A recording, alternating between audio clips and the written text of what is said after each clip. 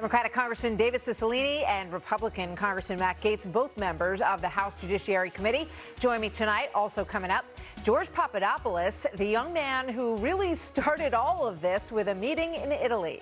So what does he think about this IG report? He's going to weigh in a moment. Byron York also here with the big picture of what is going on and what we have to look forward to in the coming days. But first up, as promised, Congressman David Cicilline. Congressman, thank you very much. Good to have you here good to be with you, this Martha. evening. So, you know, about the accusation that this is a rush, that this is happening quickly. There's a piece that came out from Politico tonight saying that basically Nancy Pelosi and Adam Schiff were the only two in the Democratic caucus who wanted to who didn't want to include the Mueller obstruction charges, which would have been obstruction of justice. So then you ended up with something that a lot of people feel they've never heard of before, which is obstruction of Congress. Can you explain a little bit about that back and forth that you all went through? Sure. I think there is broad consensus both within the Judiciary Committee and within our Congress broadly that the articles of impeachment should focus on the most serious and really the present danger of the president's conduct. This is the president attempting to coerce a foreign leader to interfere in an American presidential election, to rig the election in his favor. This is exactly what the founders spoke about when they spoke of high crimes and misdemeanors, the betrayal of the national interest to advance his own political or personal interests. So I think the Democratic caucus broadly believe that we should focus on the most serious conduct of the president that is endangering the integrity of our election in 2020. There is overwhelming evidence, and it's uncontested really what the facts are. Let me ask you about the overwhelming evidence.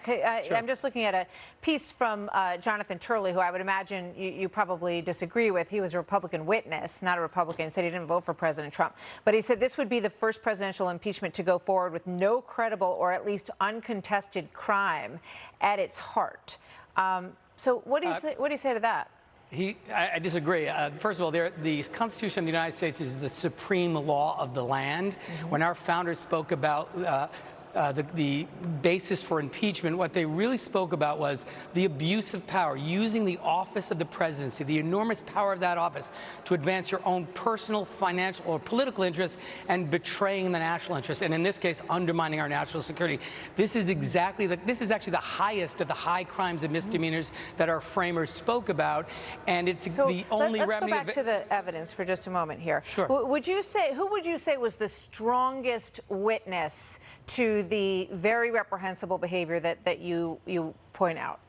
Well, I would say first the president. The president admitted that he attempted to persuade the Ukrainians to launch a bogus investigation that would smear his political opponent. Well, he said he wanted to look into corruption that had happened in 2016, which really goes back to the question of meddling with elections on the part of your party. When you go back to that, I mean, that was the question. I'm not saying it happened, but that was what he was getting at. We know that, Martha, in fact, it wasn't about corruption because, in fact, in both of the phone calls, the president never mentioned the word corruption. What he did mention was Burisma and the Bidens. There's overwhelming evidence from 35 witnesses, over 100 hours of testimony, a 300-page report that established beyond any doubt that the president was attempting to get the Ukrainians not to investigate Joe Biden, but to simply announce publicly that they were launching an investigation for purposes of smearing him. And so there's overwhelming evidence from the president, from many Trump administration officials, including Ambassador Sondland and others. And you are absolutely convinced. And I think, you know, obviously,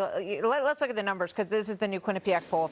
51% of the country says that the president should not be impeached and removed from office for this behavior. 45% say yes. So you've got a 6% spread there. It looks like, you know, the process that we've all been watching has not really changed the minds of that many people out there. And some people feel like if you had taken a little bit more time with it, you might have brought with you, you know, that those other 51% of the country, if you continue to kind of lay it out and build the case with people like John Bolton or Mick Mulvaney, perhaps.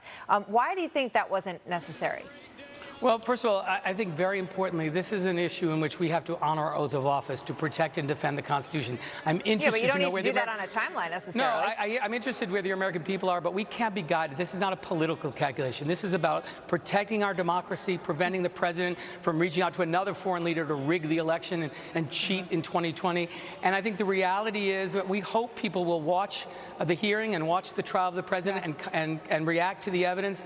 But we have a solemn responsibility. The first day I came came to Congress, I took an oath of office to protect and defend the Constitution. What we should be asking is, why do our Republican colleagues think it's okay for the President of the United States to reach out to a foreign leader and try to coerce them into meddling in American presidential elections? Because I think that is the central question, and I'm going to ask him. Before I let you go, very quickly, USMCA has been around, this deal's been done for over a year. So why was today the magic day to sign it? Well, it wasn't done for over a year.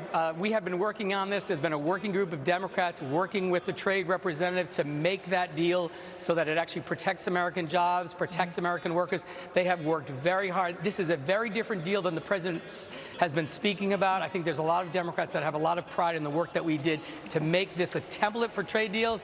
And, we haven't seen the final language, but there's a lot to be proud of in terms of Democrats really making dramatic changes to this bill.